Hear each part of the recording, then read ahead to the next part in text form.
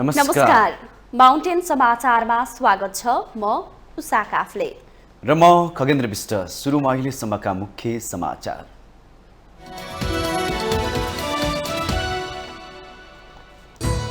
देश राजनीतिले गिचोलिँदा विद्यमान आर्थिक सङ्कट ओझेलमा राज्य सञ्चालन गर्नेहरू सत्ताकै दाउ पेचमा अल्झिँदा जनहितकारी आर्थिक मुद्दा वित्तीय क्षेत्र डामाडोल। कसैले पनि गठबन्धन भत्काउने धराप नथाप्न काङ्ग्रेस महामन्त्री गगन थापाको चेतावनी। 8 दलीय सहमति 5 वर्ष कार्यान्वयन भएर अगाडि बढ्ने दाबी। एमालेबाट राष्ट्रपति पदका उम्मेद्वार सुभाष चन्द्र नेमुवाङ नेताहरूसँग भोट माग्दै लोकसभाका अध्यक्ष महन्त ठाकुर र जनमत पार्टीका अध्यक्ष सीके रावसँग सहयोगका लागि आग्रह। नयाँ सत्ता समीकरणले संवैधानिक परिषदमा प्रधानमन्त्री प्रचण्ड झन कमजोर अवस्थामा। प्रमुख विपक्षी दलका पक्षधरहरूको बाहुल्यले प्रधानमन्त्री अल्पमतमा। 14 वर्षपछि स्वतन्त्र विद्यार्थी युनियनको निर्वाचन हुँदै देशभरका क्याम्पस चुनावमय। निर्वाचन प्रक्रिया सुरु भए लगतै दलहरू निकट विद्यार्थी संघ संगठनमा टिकटको दौड। भारतको अडानी समूहमाथि छानबिन गर्न सर्वोच्च अदालतले बनायो समिति। पूर्व न्यायाधीशको संयोजकत्वमा गठित समितिलाई 2 महिनाभित्र प्रतिवेदन बुझाउन आदेश। र विश्वकपमा छनौट भएको नेपाली अन्डर-19 राष्ट्रिय क्रिकेट टोली स्वदेश फर्कियो। फिल्डिङ र बलिङका कारण विश्वकपमा छनौट भएको प्रशिक्षक जगत टमाटाको प्रतिक्रिया।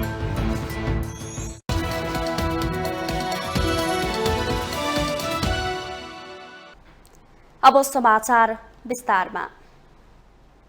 देशमा यति धेरै राजनीति भइरहेको छ कि राज्य सञ्चालन गर्नेहरू जनहितकारी आर्थिक मुद्दामा ध्यान केन्द्रित गरिरहेका छैनन्। वित्तीय क्षेत्र डामाडोल हुँदैछन्। निक्षेपकर्तादेखि ऋणीहरू आतंकित छन्। यसले देशको अर्थतन्त्र कुनै पनि बेला दुर्घटनामा पर्न सक्ने संकेत देखिएको छ। एक रिपोर्ट। अर्थमन्त्रीका रूपमा विष्णु पौडेलले कार्यभार सम्हाल्दा अर्थतन्त्रका सूचकहरूमा सुधार हुने जनअपेक्षा अहिले तुइएको छ। नेपाल राष्ट्र बैंक लगायतका महत्वपूर्ण आर्थिक निकायसँग समन्वय गर्न सक्ने उहाँको विगतको खुबीले छाएको उत्साह 2 महिना पनि टिकेन। शेयर बजारमा बिस्तारै देखिन थालेका सकारात्मक संकेतले पलाएको आशा सत्ता संघर्षको चेपुवामा पर्यो। अर्थतन्त्रमा सकारात्मक आशाहरू निराशामा बदलिएका छन्। देश राजनीतिक अस्थिरतामा धकेलिएको छ। अर्थतन्त्र अब कता जान्छ भन्नेमा अनियल छ। निजी क्षेत्रका ठूला तथा साना व्यवसायीहरू आत्तिन थालेका छन्। लगानी सुरक्षामै जोखिम छ भने नयाँ लगानीकर्ता सायदै देखिएका छन्। विकासका पूर्वाधारमा लक्ष्य अनुरूप काम हुन नसक्नु, अनुत्पादक क्षेत्रमा लगानी हुनु, मन्त्री फेरिसँगै नयाँ नीति नियम तर्जुमा हुनु, पद्धति मिचेर कर्मचारीको जथाभावी सरुवा बढुवा लगायतले देशको अस्थिर राजनीतिकसँगै अर्थतन्त्र कहाली लाग्दो हुन सक्ने खतरा औल्याइएको छ। निवर्तमान अर्थमन्त्री पौडेलले 64 दिनको कार्यकालमा अर्थतन्त्रको सूचक पहल नकारात्मक दिशातर्फ गइरहेको भन्दै चालु पुँजी खर्च कटौती, निजी क्षेत्रको समस्याको पहिचान, राजस्व बढाउन पहल, सम्पत्ति शुद्धिकरण विधेयक, सहकारी र लघु वित्तको समस्या जस्ता कुराहरूमा गरेको पहल अहिले ठप्प छ। तर कतिपय नीतिहरू कार्यान्वयन गर्न नपाउँदै अर्थ मन्त्रालय खाली भई प्रधानमन्त्री प्रचण्ड स्वयंले 16 मन्त्रालय सहित सम्हालिरहनु भएको छ। देशको महत्वपूर्ण मन्त्रालयमा नयाँ मन्त्री अझै नियुक्त नगर्नुले पनि सरकारको आर्थिक क्षेत्रप्रतिको व्यवस्था देखिन्छ। यसरी राजनीतिक अस्थिरताले सबैको मनोबल गिराउँछ भने अर्कोतिर देशको अर्थतन्त्रमा थप असर पर्छ। सरकार बनिसिदिएपछि एउटा आशाको कुरो के भयो भने झन्डै 98% मत चाहिँ वास्तवमा त्यो सरकार प्रधानमन्त्रीलाई दिएको थियो नि त। त्यसपछि यो त अब पक्कै पनि फेरि स्थायित्वको दिशामा छ भनियो। अब राजनीतिज्ञहरू पुरा केटौले पारामा नै हिँड्नको निमित्त चाहिँ वास्तवमा रुचाउँदा रहेछन् भन्ने देखिया छ र यसले चाहिँ यो राजनीतिक स्थायित्वलाई चाहिँ चुनौती दियो है। त्यस भएको हुनाले त्यो चुनौती हुनासाथै बजेट कार्यान्वयन गर्नको निमित्त कठिन समस्या पर्छ भन्ने कुरो यो चालु आर्थिक वर्षमा पनि जम्मी टोटल बजेटको 30% जस्तो पुँजीगत खर्च राखेको थियो र अहिले त 18% देखि खर्च भएको छैन। हुन्छ 7 महिना भइसक्यो। 2062 देखि 75 सालसम्म सरकारै पछि दर्जनौं कानून बने पनि कार्यान्वयन भने फितलो छ। अर्कातिर सक्षम व्यक्ति विशेष भन्दा पनि पार्टी विशेषका केही मान्छे हाबी हुने गरेका छन्। आर्थिक क्षेत्रमा बिचौलियाको परिचय बनाएकाले नै चलखेल गर्ने र त्यस्ता विवादास्पद व्यक्तिहरू सहजै सिंहदरबार छिरेको घटना छताछुल्ल भइसकेको छ। अर्कोतर्फ अनुत्पादक क्षेत्रको रूपमा नेता तथा कार्यकर्तालाई पोस्ने काम गरेर अर्थतन्त्रमाथि प्रहारहरू भएका छन्। अहिले यो 72 सालको जुन हामीले संविधान बनायौँ र यो समानुपातिक प्रणाली एकदम राम्रो भनेर लिएर आयौँ, जसले गर्दाखेरि यो देशमा एउटो पार्टीको सरकार नबन्ने भयो र यहाँ धेरै समूहहरू दलहरू पसल थापेर पाउने र यो समानुपातिकमा पनि केही सिटहरू ल्याएर दल बनाएर सत्तामा पुग्ने एउटा चाहिँ माध्यम बनाउन थाल्नुभयो र त्यसले गर्दाखेरि धेरै दलहरू संसदमा हुने र गणितीय खेल भएर जहिले पनि सरकार कहिले यो हुने कहिले ऊ हुने र हाम्रो अस्थिरतातिर चाहिँ देश जाने जुन देखिएको छ त्यसले समग्रमा आर्थिक क्षेत्रमा प्रभाव पारेको छ। तपाईँले हेर्नुहोला विगतको अनुभवबाट पाठ सिक्न सकिन्छ। बिग्रेकोलाई सपार्न अब बन्ने सरकारले साझा सहमतिमा व्यक्तिगत स्वार्थभन्दा माथि उठेमा मात्र राजनीतिक सुध्रिने र अर्थतन्त्रले सकारात्मक गति लिन सक्छ। अब यतातिर आजको मात्रै तपाईँले तथ्याङ्क हेर्नुहुन्छ भने अनुदान र ऋण बाहेक करिब 206 अर्ब जतिको घाटा छ आजको दिनमा। हिजोको साँझसम्म बजेट त्यति घाटा छ। त्यसकारणले यो सम्पूर्ण चिजलाई पहिला राजनीतिक सहमति कायम गर्नु पर्यो र हामीले जति पनि फजुल खर्च अथवा अनुत्पादक खर्च अथवा हामीले धान्न नसक्ने खर्च अथवा हामीले ऋण लिएर गर्नुपर्ने खर्च विकास खर्च बाहेक तिनलाई कम गरौँ। सङ्कट उन्मुख जुन अर्थतन्त्र छ त्यसलाई यो वा त्यो दल नभनिकन यही देशका जनताको अनुहार हेरेर राजनीतिक दलहरूले एउटा साझा नीति जसलाई दृढताका साथ लागू गर्न सकियोस् त्यतातिर चाहिँ ध्यान दिनुपर्छ। सत्ताभन्दा देश र जनतालाई माथि राखेर नेतृत्व जिम्मेवार नभएसम्म यो सङ्कट अझै गहिरिनेछ। सङ्कटग्रस्त अर्थतन्त्रबाट पार पाउन सही नीति र नेतृत्व नै आवश्यक पर्दछ। पूर्वाधार विकास, फजुल खर्च कटौती, बजेटको प्रभावकारी कार्यान्वयन, आयात प्रतिस्थापन, अन्तर्राष्ट्रिय स्तरमा सुदृढ सम्बन्ध लगायतमा तदारुकताका साथ लागेमा मात्र अर्थतन्त्र सबल बन्नेछ। माउन्टेन टिभी एचडीका लागि क्यामेरामा विक्रम साकेको साथमा विद्या तामाङको रिपोर्ट। नेपाली कांग्रेसका महामन्त्री गगन कुमार थापाले कसैले पनि गठबन्धन भत्काउने धराप नथाप्न चेतावनी दिनु भएको छ। शुक्रबार गठबन्धन दलहरूले राष्ट्रपति निर्वाचनको सन्दर्भमा बागमती प्रदेशका सांसदहरूलाई केन्द्रित गरेर काठमाडौँमा गरेको अभिमुखी कार्यक्रमलाई सम्बोधन गर्दै महामन्त्री थापाले वर्तमान गठबन्धन भत्काउने धराप नथाप्न चेतावनी दिनु भएको हो। उहाँले सहमति 5 वर्ष कार्यान्वयन भएर अगाडि बढ्ने दावी गर्नुभयो। राष्ट्रपतिको निर्वाचनपछि गठबन्धन भत्किने र कांग्रेसको नेतृत्वमा सरकार बन्ने भनेर फैलाइएको भ्रममा नपर्न आग्रह गर्नुभयो। महामन्त्री थापाले 8 दल बीच भएको सहमति कार्यान्वयन नभएमा दलहरूमाथिको इमान्दारिता र विश्वसनीयतामा प्रश्न उठ्ने भन्दै त्यसो हुन नदिने प्रतिबद्धता जनाउनुभयो। यो पटक हामी पनि संलग्न छौँ। नेपाली कांग्रेस पार्टीको तर्फबाट महामन्त्रीको हैसियतबाट पनि यो कुरा भन्छु। नेपाली कांग्रेस पार्टी यो पटक सबैभन्दा बढी जिम्मेवारीका साथ हामी अरू दलले पनि बराबर जिम्मेवारी सबैले निर्वाह गर्छ नै। कुनै पनि पार्टीलाई क्षति होस्, व्यक्तिलाई क्षति होस्, तर यो नेपालको राजनीतिक दलहरूको इमान्दारितामाथिको प्रश्न पनि भयो, पार्टीको प्रतिष्ठामाथिको प्रश्न पनि भयो, विश्वसनीयताको माथिको प्रश्न पनि भयो। त्यसैले नेपाली कांग्रेस पार्टीसँग कोही अब चकचक गर्न नआए हुन्छ। महामन्त्री थापाले प्रधानमन्त्री पुष्पकमल दाहाललाई प्रधानमन्त्री बनाइराख्नका लागि मात्रै यो गठबन्धन नभनेको स्पष्ट पार्नुभयो। दाहाललाई एमालेले 5 वर्ष प्रधानमन्त्री दिएको भए पनि त्यसलाई त्यागेर नयाँ गठबन्धन बनाइएको उहाँको भनाइ छ। त्यस्तै नेकपा यसका अध्यक्ष माधव कुमार नेपाललाई पनि एमाले राष्ट्रपतिको उम्मेद्वार अथवा एमालेको अध्यक्ष नै बनाउन पनि तयार हुने स्थिति रहेको उल्लेख गर्नुभयो। मात्र हुन्न, हामीले पनि त्यसको उत्तर दिन सक्नुपर्छ, हामीले पनि दिनुपर्छ, हामीले पनि बोल्नुपर्छ, हामीले पनि भन्नुपर्छ कि जे सक्यो त्यो कुरा भन्नुपर्छ। माधव कुमार नेपाललाई पहिले यतिखेर नेकपा एमाले मिलाएर राष्ट्रपति बनाउने कुरा मात्र होइन, माधव कुमार नेपाललाई अहिले यो बेलामा अन्तिममा मेरो अनुमान अन्तिममा माधव कुमार नेपाललाई होइन त नेकपा एमालेको अध्यक्ष नै बनाइदिनुपर्छ भनेको भए पनि ल हुन्छ भन्ने अवस्था बन्थ्यो होला। त्यस्तै बागमती प्रदेशका मुख्यमन्त्री शालिग्राम जमरकट्टीले माओवादीका सबै बागमती प्रदेश सभा सदस्यको मत राष्ट्रपतिको उम्मेद्वार रामचन्द्र पौडेललाई जाने प्रतिबद्धता व्यक्त गर्नुभयो। हामी सबैले सम्मान गर्ने, कतै विवादमा नपरेको, कतै पनि तपाईको चाहिँ आफ्नो स्वार्थको निम्ति काम नगरेको, 14 वर्ष जेल बसेको एउटा त्यागी नेताको छवि बनाउनु भएको एउटा व्यक्तित्व अहिले राष्ट्रपतिको उम्मेदवार हुनुहुन्छ। तपाईँ हामीले उहाँलाई भोट हाल्न पाउनु भनेको यो गर्वको विषय पनि हो, किनभने हामीले योभन्दा अगाडि पनि भोट हाल्यौँ, तर त्यो भोट वास्तवमा त्यो भोटले हाम्रो भोटले राष्ट्रपति निर्वाचित हुनुभयो, सम्माननीय राष्ट्रपति हुनुभयो। उहाँले निर्वाचनको बेलामा अनेक खालका भ्रमहरू छरिरहने भएकाले त्यसप्रति सचेत हुन सबै सांसदलाई आग्रह समेत गर्नुभयो।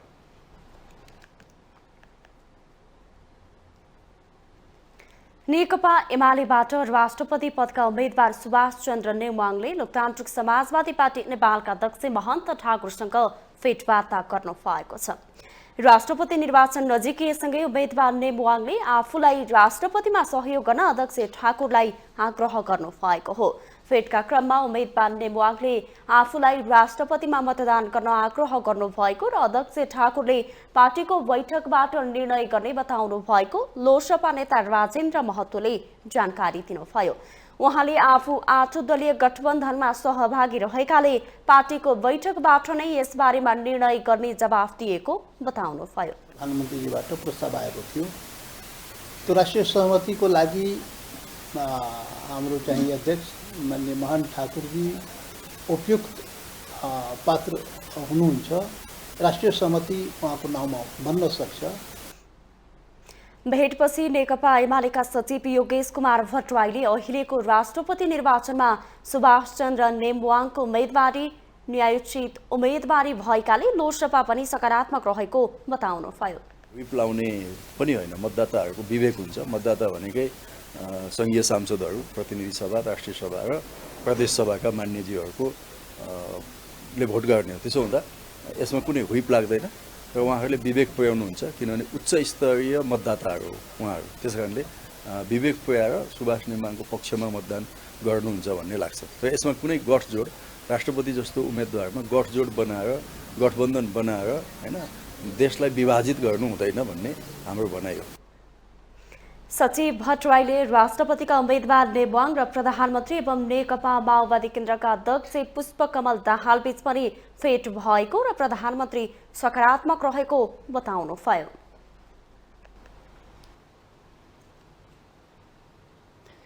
राष्ट्रपतिका उम्मेदवार नेकपा एमालेका उपाध्यक्ष सुभाष नेवाङले जनमत पार्टीका अध्यक्ष चन्द्रकान्त राउतलाई भेटेर आफूलाई मतदान गर्न आग्रह गर्नु भएको छ। शुक्रबार पार्टीका नेताहरू सहित काठमाडौँको बुद्धनगर जनमत पार्टीको कार्यालयमा पुगेर नेवाङले अध्यक्ष राउतसँग भेट गरी राष्ट्रपतिका लागि आफू उपयुक्त पात्र भएको उल्लेख गर्दै मत दिन अनुरोध गर्नु भएको हो। राष्ट्रपतिमा नेवाङ उपयुक्त पात्र भएकाले आफूहरूको पनि सद्भाव र शुभकामना रहेको अध्यक्ष राउतले बताएको भेटमा सहभागी एमाले उपमहासचिव एवं प्रचार विभाग प्रमुख पृथ्वी सुब्बा गुरुङले जानकारी दिनुभयो। गुरुङका अनुसार राउतले जनमत पार्टीलाई मूलधारमा ल्याउन पनि महत्त्वपूर्ण भूमिका खेलेको भन्दै नेवाङको प्रशंसा गर्नुभयो। हाम्रो पार्टीको पनि उपाध्यक्ष माननीय सुभाष चन्द्र नेवाङको बारेमा उहाँलाई बतायौँ। हाम्रो पार्टीको उम्मेदवारलाई चाहिँ जिताउनलाई उहाँहरूसँग हामीले सहयोग माग्यौँ। उहाँहरूको चाहिँ सद्भाव आशीर्वाद चाहियो भनेर भन्यौँ हामीले। र यस हाम्रो मागमा चाहिँ हाम्रो जनमत पार्टीको अध्यक्ष डाक्टर चन्द्रकान्त राउतजीले हामी वास्तवमा चाहिँ यो जनमत पार्टी मेन स्ट्रिमिङ हुने कुरामा पनि हाम्रो अहिलेको वर्तमान उम्मेदवार चाहिँ सुभाष चन्द्र नेवाङको महत्त्वपूर्ण भूमिका रहेको, उहाँबाट सद्भाव भएको, उहाँले सहयोग गर्नुभएको होइन। उहाँ चाहिँ जुन खालको चाहिँ एउटा नेसनल चाहिँ के अरे युनिटीको एउटा चाहिँ उपयुक्त पात्रको रूपमा चाहिँ देख्नु भएको छ। जनमत पार्टीका अध्यक्ष राउतले भने आन्तरिक छलफल गरेर मात्रै जवाब दिने एमाले नेताहरूलाई भेट भनेको बताउनुभयो। संविधान जारी गर्ने बेलामा नेतृत्वदायी भूमिका निर्वाह गरेकाले त्यसको संरक्षण गर्न पनि राष्ट्रपतिको रूपमा राम्रो भूमिका निर्वाह गर्न सक्छु भनेर नेवाङले मत माग्नु भएको राउतको भनाइ छ। अब राष्ट्रपतिमा उहाँले उम्मेदवारी दिनुभएको छ र उहाँले चाहिँ त्यही मत माग्नको लागि आउनुभएको थियो र त्यस विषयमा चाहिँ आफ्नो योगदानहरूको उल्लेख गर्दै संविधान जारी गर्दाखेरिको योगदानहरूको उल्लेख गर्दै अहिले संरक्षण गर्नको लागि उहाँहरू चाहिँ राम्रो भूमिका निर्वाह गर्न सक्नुहुन्छ भनेर कुरा बताउँदै उहाँले मत माग्नु भएको हो। हामीले पनि अब छलफल राख्छौँ अनि मात्रै के जवाब दिन्छौँ भनेर मात्रै अहिले भनेका छौँ। यही फागुन 25 गते राष्ट्रपतिको निर्वाचन हुँदैछ। निर्वाचनका लागि काङ्ग्रेसले पार्टीका वरिष्ठ नेता रामचन्द्र पौडेललाई माओवादी केन्द्रसहित 8 राजनीतिक दलहरूको समर्थनमा राष्ट्रपतिको उम्मेद्वार बनाएको छ।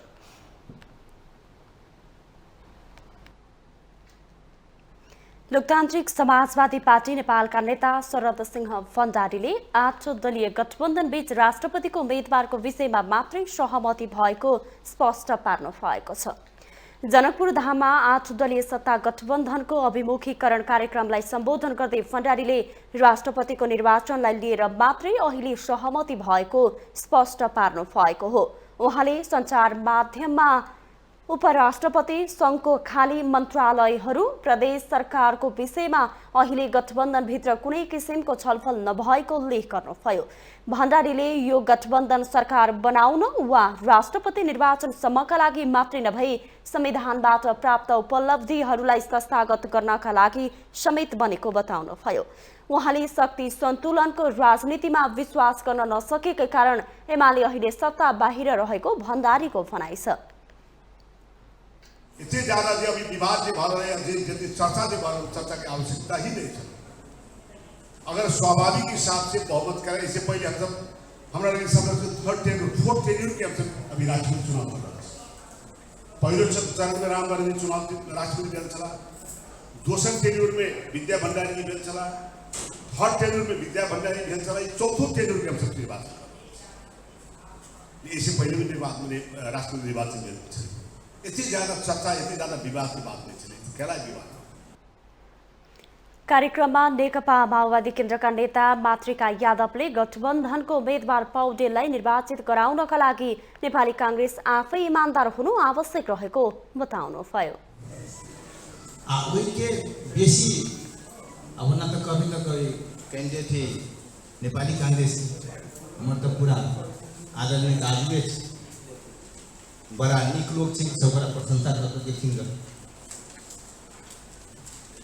हम कांग्रेस के मित्र सबसे कभी और आप अपने से वोट देवी क्यों दे।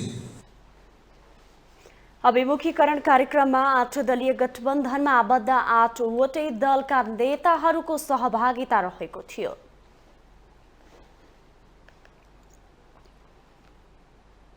माउन्टेन समाचारमा पालो भएको छ ब्रेकको।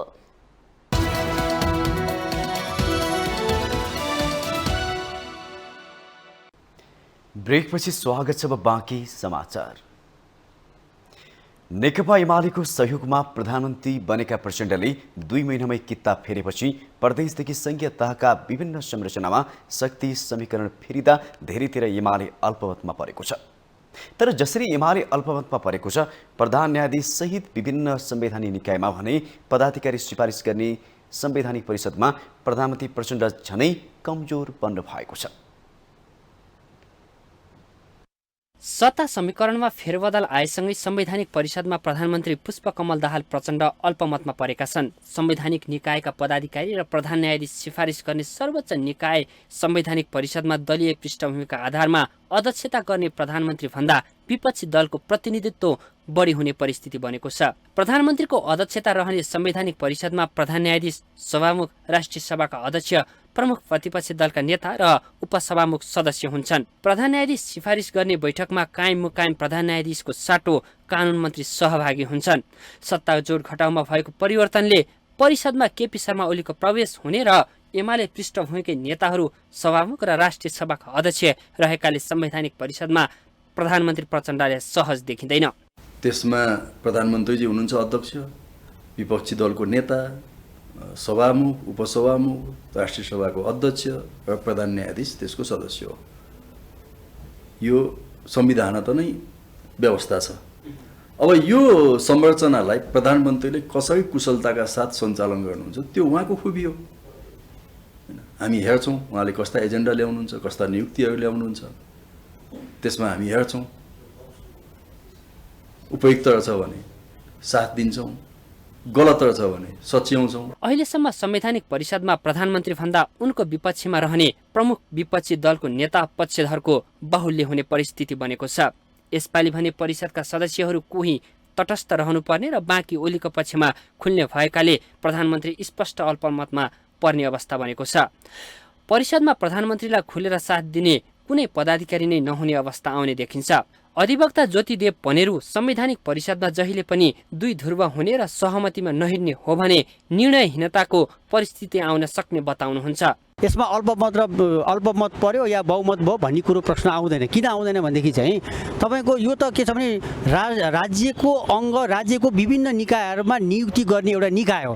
यो भनेको कुनै एउटा पार्टीगत रूपमा चाहिँ कसैले नियुक्ति गर्ने हुन, हालाकि अहिले तपाईँको चाहिँ के छ भन्दाखेरि नियुक्ति गर्दा पार्टीगत रूपमा गर्छन् त्यो अलग पार्ट हो। तर कानुन त के हुन्छ भने संवैधानिक परिषदले नियुक्ति गर्ने, संवैधानिक परिषदमा जुन प्रतिनिधित्व गर्ने चाहिँ अध्यक्ष लगायतका सदस्यहरू छन् तिनीहरू भनेको चाहिँ कानुन त यिनीहरू स्वतन्त्र व्यक्ति हुन् र स्वतन्त्र व्यक्तिहरूले स्वतन्त्र किसिमले चाहिँ तपाईँको संवैधानिक यसले गर्ने कार्यहरू चाहिँ गर्छन्। प्रमुख प्रतिपक्षी दलको नेता र थप अर्को सदस्यले असहयोग गरेमा संवैधानिक परिषदको बैठक नै बस्न नसक्ने परिस्थिति बारम्बार दोहोरिएको छ। आफूमाथि असहयोग भएको भनी तत्कालीन प्रधानमन्त्री केपी शर्मा ओलीले अध्यादेश ल्याएर आफू अनुकूल बैठक डाक्न र निर्णय गर्न खोजेका थिए। तर पछि शेरबहादुर देउवा नेतृत्वको सरकारले त्यही अध्यादेश बेहोरा उल्लेख गरेर राष्ट्रिय सभामा विधेयक पेश गरेको थियो। अल्पमत बहुमत भन्ने संवैधानिक पदमा भएका व्यक्तिहरूले राष्ट्रको हितमा केन्द्रित भएर, सरकारको हितमा केन्द्रित भएर काम गर्ने हो। कुनै पार्टी विशेषको चाहिँ संवैधानिक पदमा भएको कारणले चाहिँ राष्ट्रिय हितमा चाहिँ अप्ठ्यारो पार्ने काम त गर्न मिल्दैन। त्यसो हुँदाखेरि अब त्यहाँ चाहिँ जो जिम्मेवार ठाउँमा छ, जिम्मेवार ठाउँमा भएको व्यक्ति कुनै पार्टी विशेषको हुँदैन, राष्ट्र विशेषको हुन्छ, सरकार विशेषको हुन्छ। त्यस कारणले चाहिँ सबैलाई चाहिँ समेटेर सबैको चाहिँ विश्वास लिएर जानको लागि समस्या हुँदैन भन्ने मलाई लाग्छ। मन्त्री परिषदमा हुने छलफल र प्रस्ताव सर्वसम्मतिमा निर्णय गर्नुपर्ने परिकल्पना संविधानमा गरिएको छ। तर पहिलो बैठक अनिर्णित भएमा अध्यक्ष र 50% सदस्यको निर्णयबाट प्रस्ताव पारित हुनुपर्ने उल्लेख छ। विधेयक पारित भएमा केपी ओली पक्षधरले नचाहँदा सबै प्रस्ताव असफल हुने जोखिम बढेको छ। माउन्टेन टेलिभिजन एचडीका लागि क्यामेरामा केशव श्रेष्ठका साथमा बटुकराज गिरीको रिपोर्ट। प्रधानमन्त्री पुष्पकमल दाहाल प्रचण्डले आयुर्वेदका लागि सही र उचित गन्तव्यस्थल नेपाल भएको बताउनु भएको छ। शुक्रबार काठमाडौँमा सुरु भएको 7औं अन्तर्राष्ट्रिय आयुर्वेद महासभालाई सम्बोधन गर्दै उहाँले यस्तो बताउनु भएको हो। उहाँले आयुर्वेदलाई प्राथमिकताका साथ अघि बढाउन सरकार प्रतिबद्ध रहेको पनि स्पष्ट पार्नुभयो। प्रधानमन्त्री दाहालले नेपाल आयुर्वेद क्षेत्रको लागि प्राकृतिक भूमि भएको उल्लेख गर्दै नेपालमा यासागुम्बा, अमला, रुद्राक्ष, तुलसी लगायतका अति महत्त्वपूर्ण वनस्पतिहरू पाइने उल्लेख गर्नुभयो। उहाँले आयुर्वेदका लागि नेपालमा रहेका वनस्पतिहरू जोगाइराख्नुपर्ने आवश्यकता देखिएकोले सरकारले पनि यसलाई पहिलो प्राथमिकतामा राखेर काम गरेको बताउनुभयो। उहाँले सरकारले आयुर्वेदलाई संरक्षण र सम्वर्धन गर्न सिंहदरबार स्थित वैद्यखानाबाट आफ्ना कामहरू गरिरहेको बताउनुभयो। उहाँले नेपालमा रहेका वनस्पतिहरूको अध्ययन र अनुसन्धान अझै हुन जरुरी रहेको उल्लेख गर्नुभयो। To promote Ayurveda healthcare system in Nepal, to connect the world with Nepal for the exchange of pure natural herbs and the advanced technology. There are high value medicinal plants like Yarsagumba, Lotsalla, Amala, etc. in the different region of Nepal.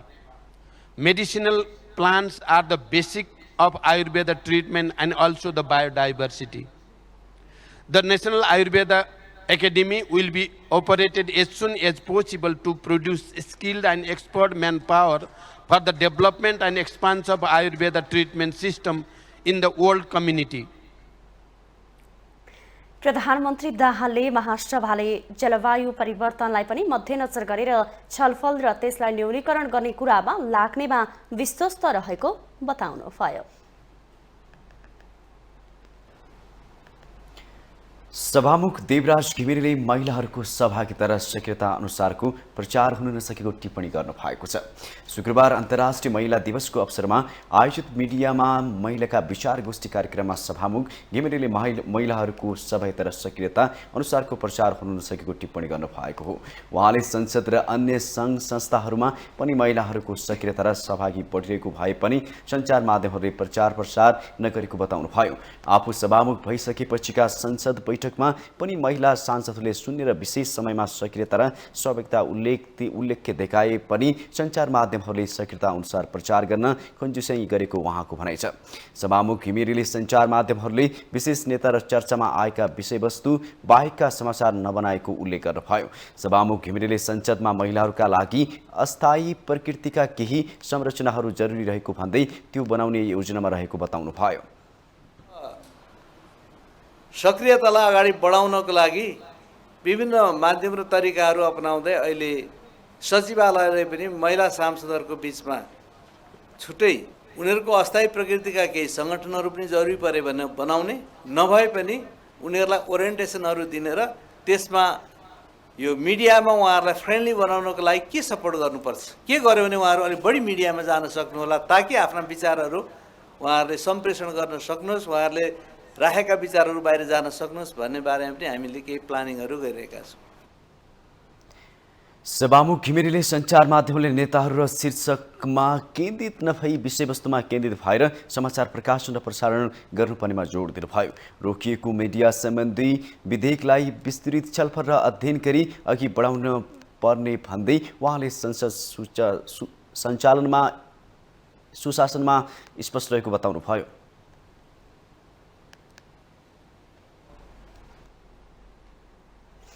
Tribhuvan विश्वविद्यालयले 14 वर्षपछि स्वतन्त्र विद्यार्थी युनियनको निर्वाचन गर्न लागेपछि त्रिवी अन्तर्गतका सबैजसो क्याम्पसका अलावा विश्वविद्यालय चुनावमय हुन थालेको छ। चैत 5 गते हुने निर्वाचन प्रक्रिया सुरु भए लगतै दलहरू निकट विद्यार्थी सङ्घ संगठनमा टिकटको दौड चलेको छ। एक रिपोर्ट। त्रिभुवन विश्वविद्यालयमा 72 आंकिक र 1040 सम्बन्धन प्राप्त क्याम्पस छन्। तीमध्ये अधिकांशमा चुनावी चहल पहल चलेको छ। शुक्रबारबाट निर्वाचन प्रक्रिया सुरु भए लगतै 19 विद्यार्थी सङ्घ संगठनहरूले आफ्नो संगठनहरू दर्ता गरेका छन्। यो सँगै उनीहरू उम्मेदवार चयनमा सक्रिय भइसकेका छन्।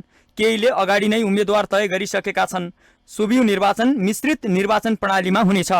पदाधिकारीहरूमध्ये सभापति, सचिव, कोषाध्यक्ष र 60% सदस्य प्रत्यक्ष निर्वाचित हुनेछन्। अन्य पदमा समानुपातिक पद्धतिबाट निर्वाचित हुनेछन्। समानुपातिक र प्रत्यक्षतर्फको उम्मेदवारी दर्ताको समय फागुन 27 गते बिहान 11 बजेदेखि दिउँसो 2 बजेका लागि निर्धारण गरिएको छ। यो निर्वाचन विद्युतीय भोटिङ मेसिनबाट हुनेछ।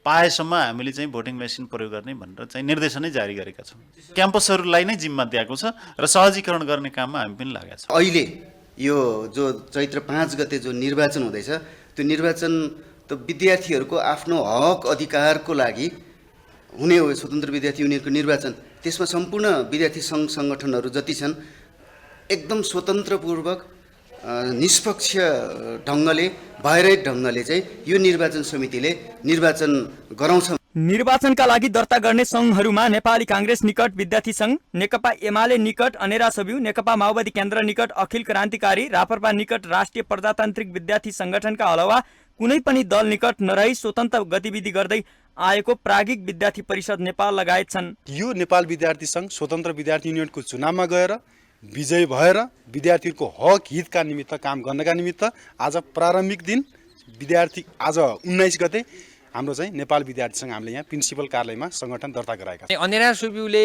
आज निर्वाचन आयोगमा आफ्नो सङ्गठन दर्ता गर्न अनेरा सुब्युले क्लासमा पढिरहेका विद्यार्थीहरूलाई लिएर हामीले यहाँ सङ्गठन दर्ता गरेको स्वतन्त्र हो। यसलाई वास्तवमै स्वतन्त्र बनाउनुपर्छ भन्ने हाम्रो उद्देश्य छ, हाम्रो माग छ, हाम्रो तयारी पनि त्यही अनुसार भइरहेको छ। सबै कार्यकर्ता, हामी सबै साथीहरू उल्लासका साथ हामी चुनावको तयारी गर्दै। अहिले एउटा खुसीको माहौल पनि हो, किनभने नेपाली विद्यार्थीहरूले चाहिँ नेपाली विद्यार्थी आन्दोलनलाई, नेपाली विद्यार्थीहरूको समस्याहरूको बारेमा चाहिँ लामो समयसम्म चाहिँ केही गर्न नसकेको अवस्थामा चाहिँ अहिले टियुले सोभियुको घोषणा गरेको छ र त्यसका लागि चाहिँ हामीले आफ्नो सङ्गठन दर्ता गरेर चाहिँ यहाँ भएका समस्याहरूको बारेमा हामीले आफ्नो प्रतिनिधित्व गर्ने गरेर अगाडि आउन पाउँदाखेरि खुसी लागेको छ। चुनावमा विद्यार्थीको उत्साह त छँदैछ, झडपका घटना पनि हुन थालिसकेका छन्। विगतमा भएका चुनावमा विश्वविद्यालय र क्याम्पस जस्तो प्राज्ञिक क्षेत्रमा अस्वस्थ राजनीतिक गतिविधि र हिंसात्मक घटनाबाट पाठ सिक्ने भन्दा त्यस्तै सिको गर्न थाल्नुले राजनीतिलाई प्रदूषित गराउन सक्छ। विश्वविद्यालय र क्याम्पसको प्राज्ञिक गरिमा कायम गरेर लोकतान्त्रिक प्रक्रियाको अभ्यास गर्नु विद्यार्थीको मुख्य कर्तव्य हुनेछ। माउन्टेन टेलिभिजन एसडीका लागि लक्ष्मीप्रसाद नेउपानेको रिपोर्ट।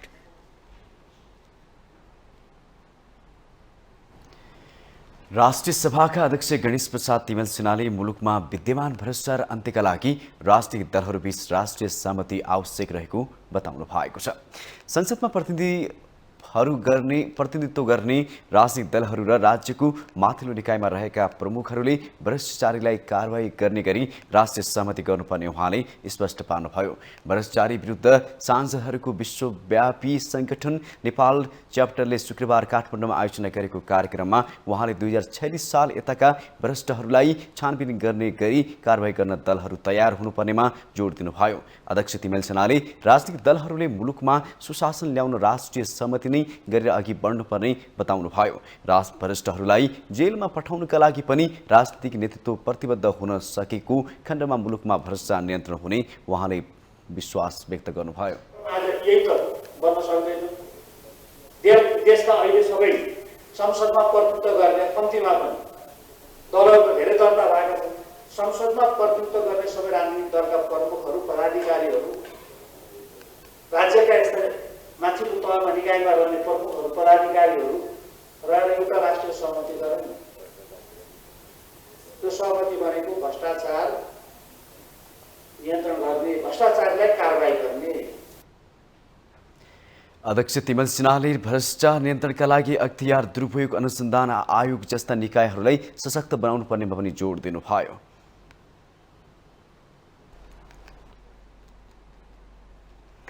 प्रतिनिधि सभाकी उपसभामुख इन्दिरा राणाले आफूले राज्यबाट पाउनुपर्ने सेवा सुविधा नपाएको गुनासो गर्नु भएको छ।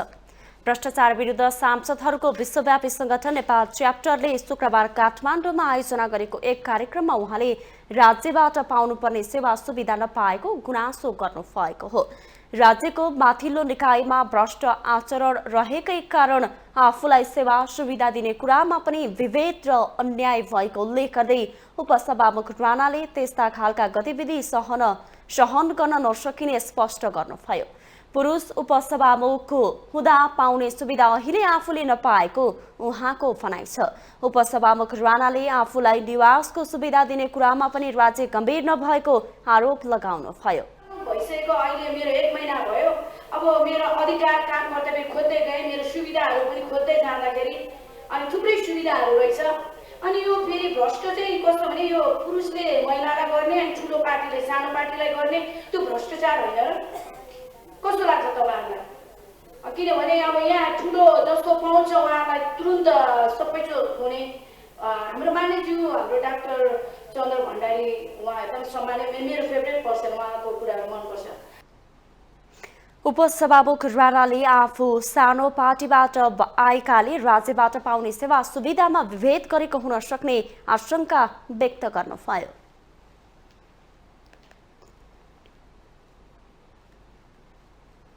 माउन्टेन समाचारमा पालो भएको छ अर्को ब्रेक।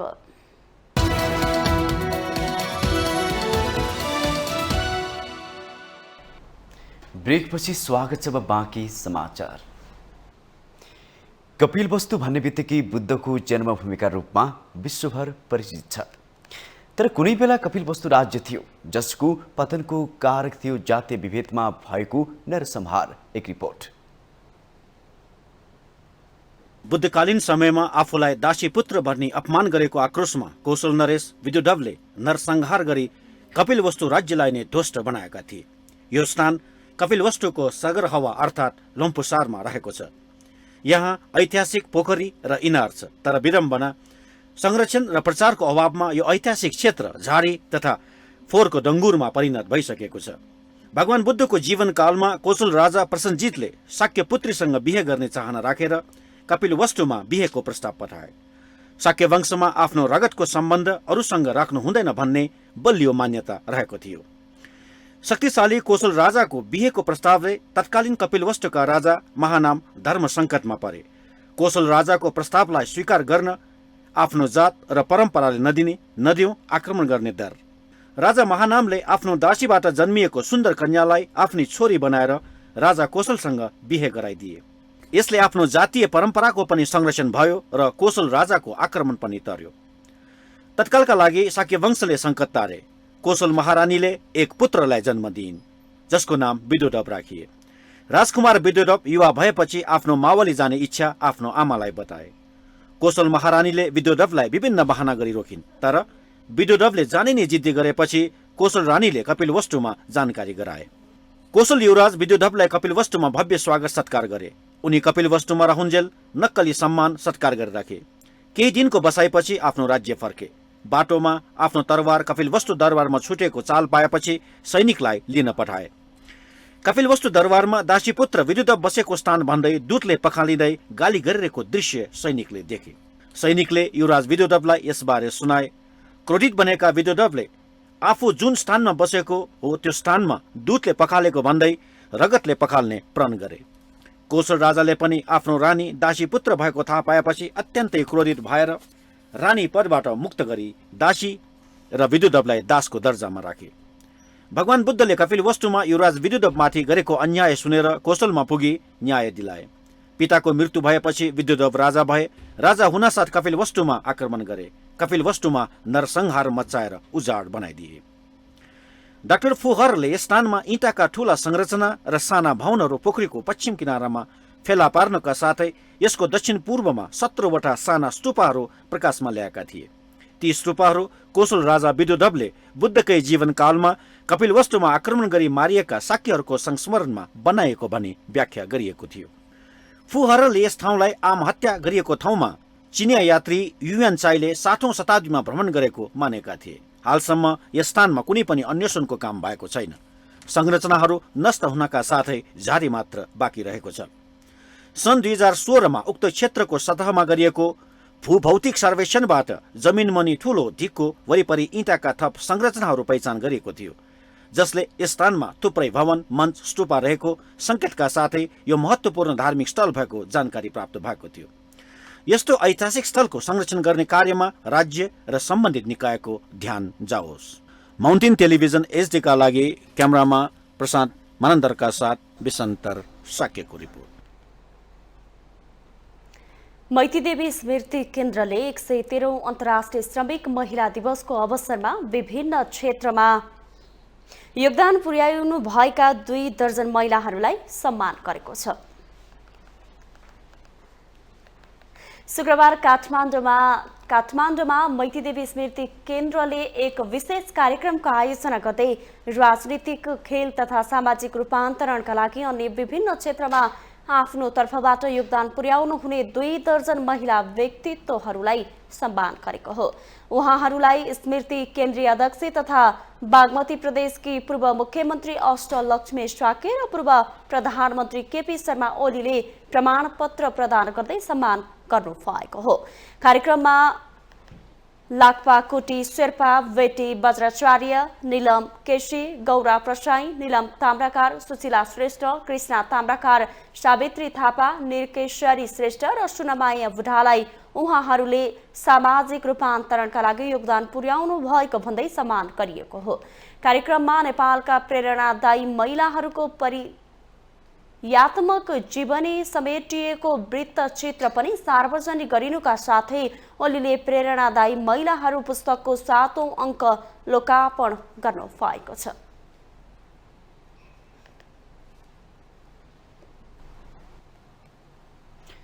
इलाम कारागारमा कैदीहरू मादक पदार्थ सेवन गरी जुवातास खेलेको भिडियो सार्वजनिक भएपछि यसका लागि छानबिन समिति गठन गरिएको छ। जिल्ला प्रशासन कार्यालय इलामले इलाम कारागारमा कैदीहरू मादक पदार्थ सेवन गर्दै जुवातास खेलेको भिडियो सार्वजनिक भएपछि यसका लागि छानबिन समिति गठन गरिएको हो। घटनाको सत्य तथ्य सार्वजनिक गर्न 3 सदस्यीय छानबिन समिति गरिएको छ। केही दिन अघि इलाम कारागारभित्र मदिरा र जुवाको खालमा कैदीबन्दी रमाइरहेको भिडियो सामग्री विभिन्न सञ्चार माध्यमबाट प्रसारण भएको थियो। जिल्ला प्रशासन कार्यालय इलामका प्रशासकीय अधिकृत हरिकुमार थापा संयोजक रहने गरी नायब सुब्बा नित्यानन्द घिमिरे र प्रहरी महानिरीक्षक विपिन विश्वकर्मा सदस्य रहेको कार्यदल गठन भएको छ। कार्यालयले 3 दिनभित्र सुझाव सहितको प्रतिवेदन पेश गर्ने बताइएको छ। दृश्यहरू देखिएको छ, यद्यपि त्यो भर्खरैको हो या केही वर्ष महिना अगाडिको हो, त्यो कुराहरू चाहिँ अनुसन्धानबाट पछि देखिने नै छ।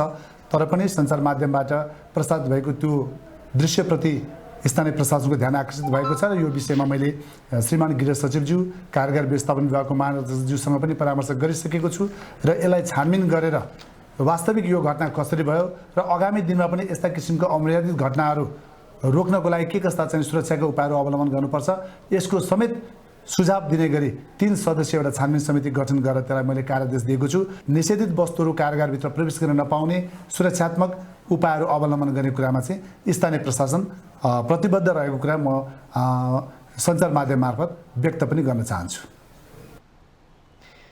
कारागारभित्र ताससहित मदिरा पार्टीमा को थिए भन्ने बारेमा अझै विवरण आउन सकेको छैन। अनुसन्धानपछि सत्य तथ्य सार्वजनिक गरी दोषीलाई कडा कारबाही गर्ने कारागार प्रशासनले जनाएको छ।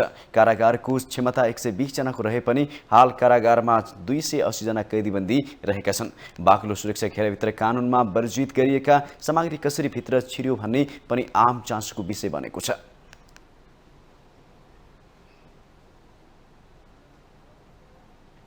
हामीसँग आर्थिक अन्तर्राष्ट्रिय खेल समाचार बाँकी नै छन्। माउन्टेन समाचारमा पालो भएको छ ब्रेकको।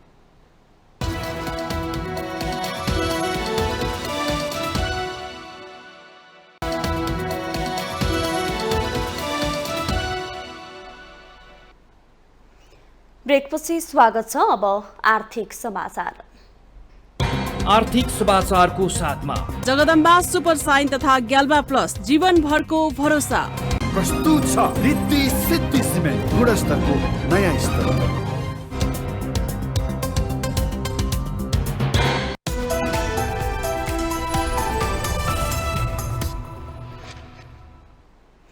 नेपाल राष्ट्र बैंकका डेप्युटी गभर्नर बम बहादुर मिश्रले बैंक वित्तीय संस्थाबाट लिएको कर्जा नतिर्ने भन्दै दबाव समूह बनाउनु गलत भएको टिप्पणी गर्नु भएको छ। शुक्रबार काठमाडौँमा भएको एक कार्यक्रममा डेप्युटी गभर्नर मिश्रले पछिल्लो समय बैंकको ब्याज दर लघुवित्तको संस्थाका कर्मचारीमाथि कालोमोसो दलले समूह बनाउने कार्य सही नहुने टिप्पणी गर्नु भएको हो। यसबाट समाज विभाजित हुने भन्दै उहाँले व्यवसायीहरूले बैंक वित्तीय संस्थाबाट लिएको कर्जा दबाव समूह बनाई कालोमोसो चल्ने दस्ता बनाउँदैमा नतिरे पनि हुन्छ भन्ने परिकल्पना नगर्न सचेत गराउनुभयो। उहाँले बैंक वित्तीय संस्थाहरूले लगाएको कर्जा बैंक तथा वित्तीय संस्थाहरूको रकम नभएर जनताको पैसा भएको बताउनुभयो। डेप्युटी गभर्नर मिश्रले बैंक वित्तीय संस्थाबाट कर्जा लिनेहरूले कर्जा तिर्न भन्दा बैंकका निक्षेपकर्ताहरूले पैसा पाउन समस्या हुने बताउनुभयो। क्याम्पेन गर्नु चाहिँ हुँदैन, यो गर्न नहुने काम हो। राष्ट्रिय कारणबाट अन्तर्राष्ट्रिय कारणबाट सप्लाई चेनमा डिस्ट्रप्सन भएको कारणबाट कोभिडको कारणबाट 2 वर्षसम्म कन्टिन्युअस कोभिड, त्यसपछि युरोपमा भएको हाम्रो यो रसिया र युक्रेन बीचको युद्धको कारणबाट सप्लाई चेनमा भएको डिस्ट्रप्सन, त्यसपछि भएन त्यसै कारणबाट वृद्धि भएको पेट्रोलियम पदार्थको आकाशिदो भाव, अन्तर्राष्ट्रिय बजारमा भएको मूल्य वृद्धि, अमेरिकी डलरमा भएको वृद्धि र संसारभरका धेरै सेन्ट्रल ब्याङ्कहरूले ब्याजमा गरेको बढोत्तरीको कारणबाट धेरै देशको आर्थिक स्थितिमा केही सकस केही अप्ठ्यारो पर्न गएको छ। उहाँले नेपाल राष्ट्र बैंकले मार्च महिनालाई डिजिटल पेमेन्ट महिनाको रूपमा घोषणा गरेको जानकारी दिनुभयो। पछिल्लो समय डिजिटल बैंकको अवधारणा विश्वभर विकास भइरहेको भन्दै उहाँले त्यसको लागि राष्ट्र बैंकले कानुनमा गर्नुपर्ने परिमार्जनका सम्बन्धमा काम गरिरहेको उल्लेख गर्नुभयो। कोरोना महामारीपछि नेपालमा पनि डिजिटल कारोबारमा उल्लेख्य वृद्धि भएको उहाँको भनाइ छ। अब पालो अन्तर्राष्ट्रिय समाचारको।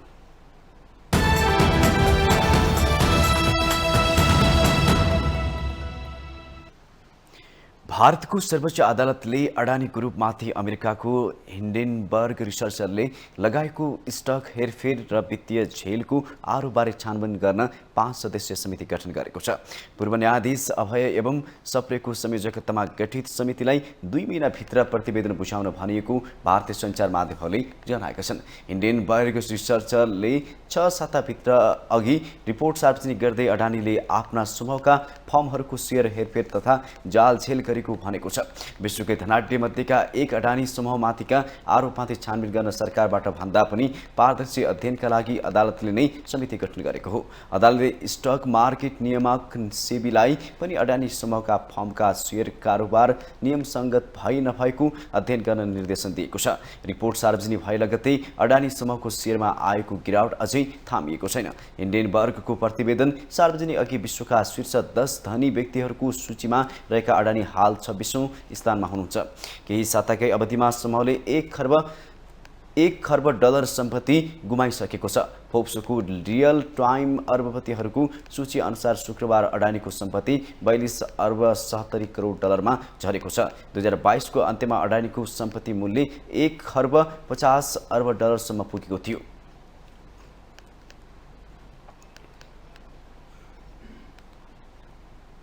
अब खेल समाचार।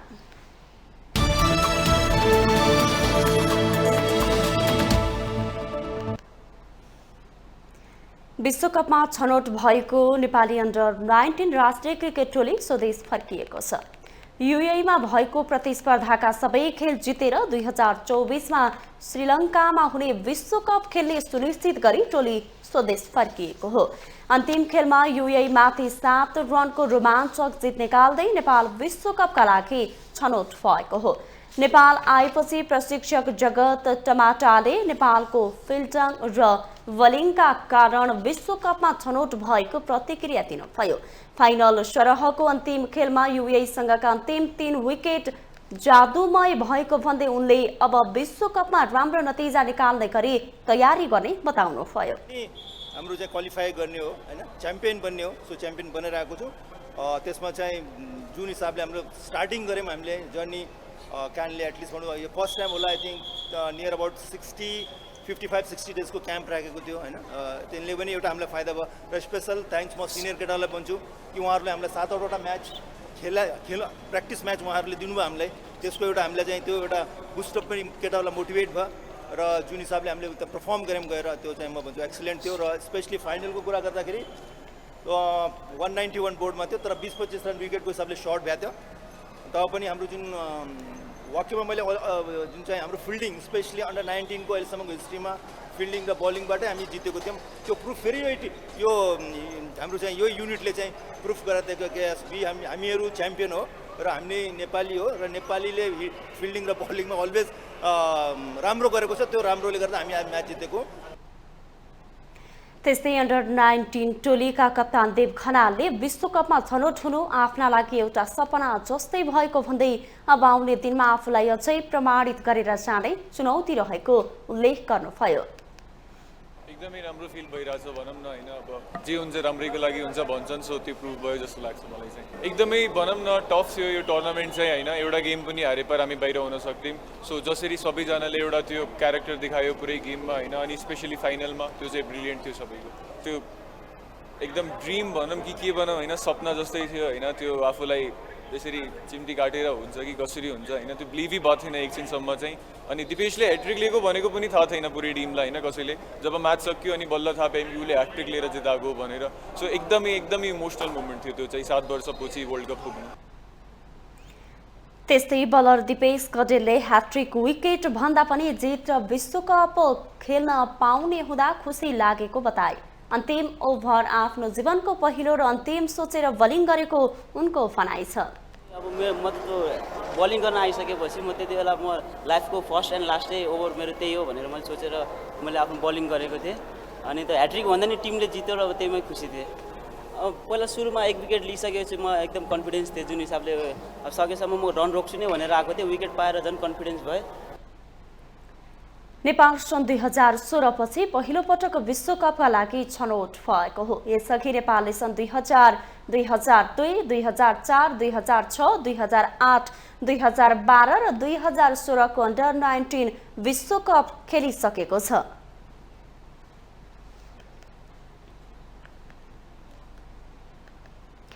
माउन्टेन समाचारमा पालो भएको छ पुनः अर्को ब्रेकको।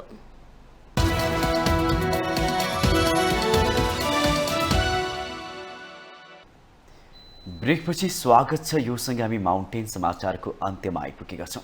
जाँदा जाँदै मुख्य समाचार पुनः एकपटक।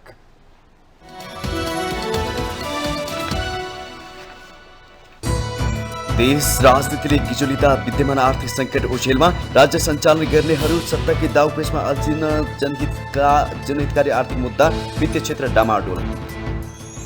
कसैले पनि गठबन्धन भत्काउने धराप नथाप्न काङ्ग्रेस महामन्त्री गगन थापाको चेतावनी।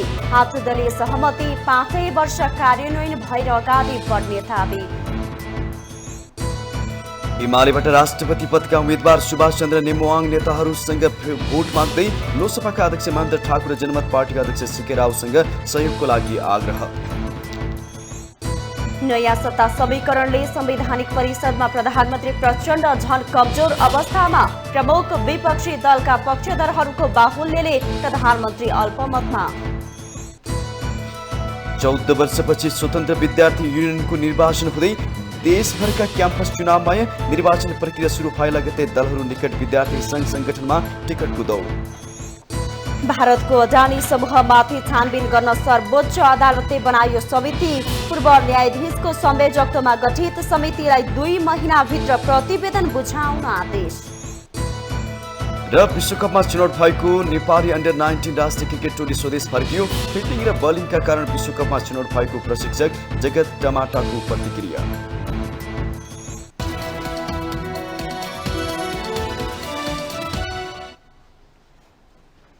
माउन्टेन समाचार अहिलेलाई सकियो। सत्य, तथ्य र निष्पक्ष समाचारका लागि माउन्टेन टेलिभिजन HD हेर्दै रहनुहोला।